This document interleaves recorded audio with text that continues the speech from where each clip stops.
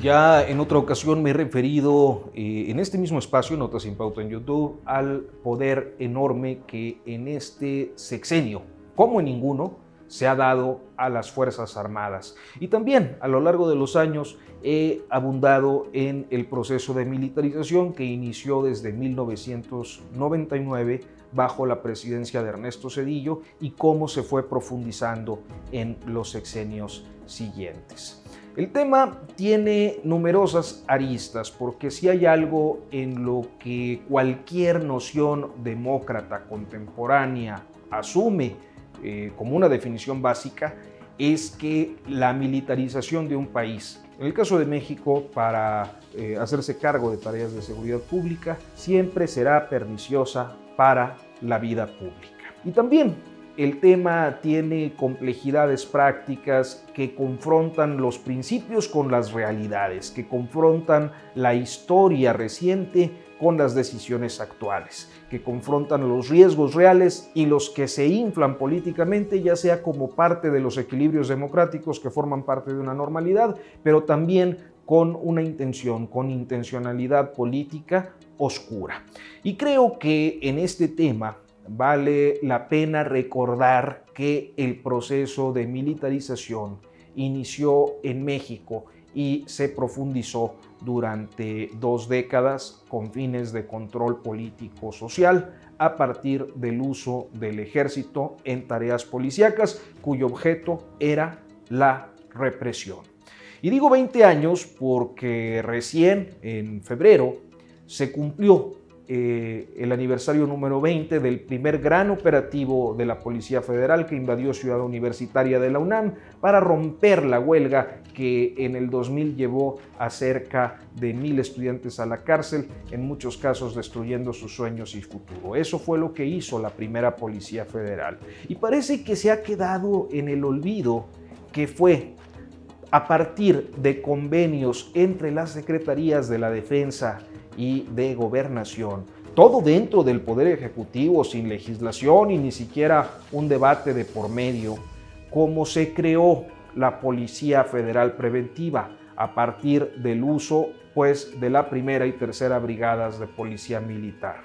Que quedó en el olvido que la incursión en Ciudad Universitaria en las postrimerías del sexenio de Ernesto Zedillo fue el esquema que se mantuvo en renovación constante en convenios a través de los años, permitiendo la participación de estas brigadas militares en los procesos represivos, en los procesos de represión brutal que seguimos invocando del sexenio foxista en San Salvador Atenco, en Lázaro Cárdenas, Michoacán y en Oaxaca en 2006, con muertos, presos políticos y violaciones graves a derechos humanos en cada caso. Esos policías militares fueron los mismos que en 2005 iniciaron la descomposición del esquema de seguridad con el famoso operativo Nuevo Laredo Seguro, que formó parte de la estrategia foxista que heredó Felipe Calderón, en cuyo sexenio se profundizó la militarización hasta extremos inimaginables. El uso militar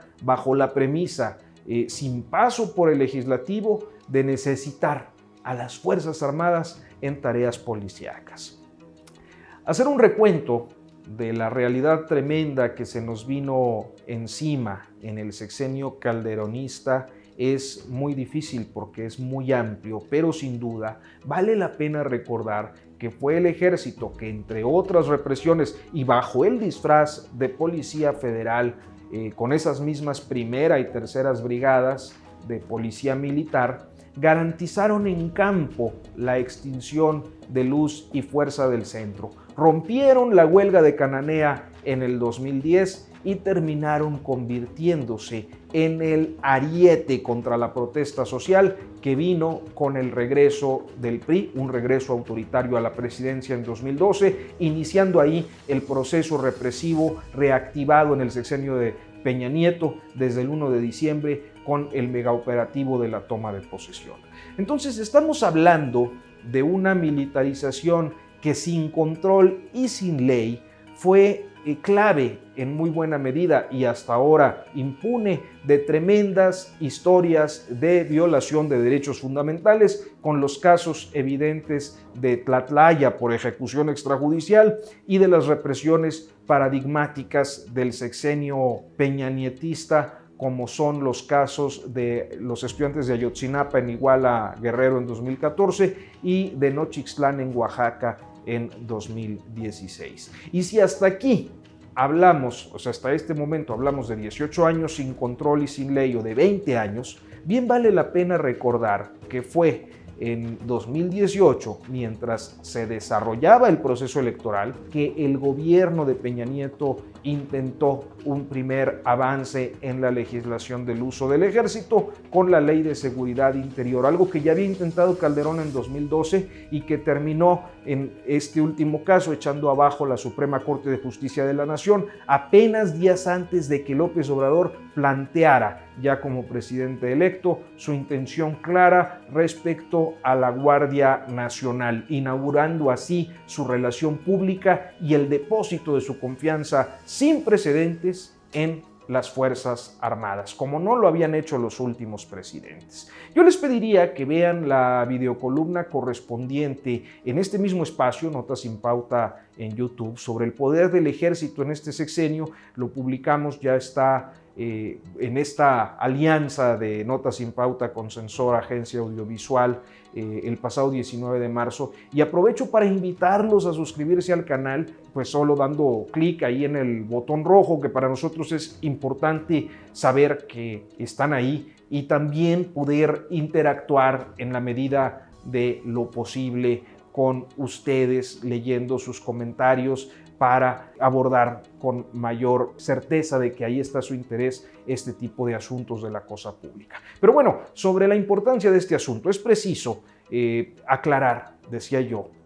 al inicio, que nadie con perspectiva de derechos humanos y talante democrático puede estar a favor de una militarización. Pero aquí es donde me remito a los hechos, como lo es el que en 2019, al aprobar la reforma constitucional para crear la Guardia Nacional, fueron los partidos de oposición, junto con los partidos aliados que llevaron a López Obrador al poder, quienes avalaron casi de manera unánime la reforma, cuyo artículo 5º transitorio dio un cheque en blanco al presidente López Obrador para usar al ejército como ahora lo está haciendo, y que inclusive organizaciones ciudadanas que en aquel momento celebraron la aprobación, hoy junto con los partidos están escandalizados. Luego es cierto, hay una hipocresía en esta nueva situación que en realidad lo que hace es que transparenta, legaliza lo que ya venía haciendo, es decir, hacer uso del ejército en tareas de seguridad pública, con una diferencia respecto al pasado. Y esa diferencia es que, además de existir un marco legal, los presidentes del pasado soltaban la piedra y luego escondían la mano. Pero esta vez me parece que López Obrador está asumiendo la responsabilidad política por la actuación militar, y además lo hace con la legitimación de sus opositores. De manera que es a él, pero también a ellos, los opositores, a los que podremos exigirles cuentas si este proceso nuevo de militarización legalizada sale mal.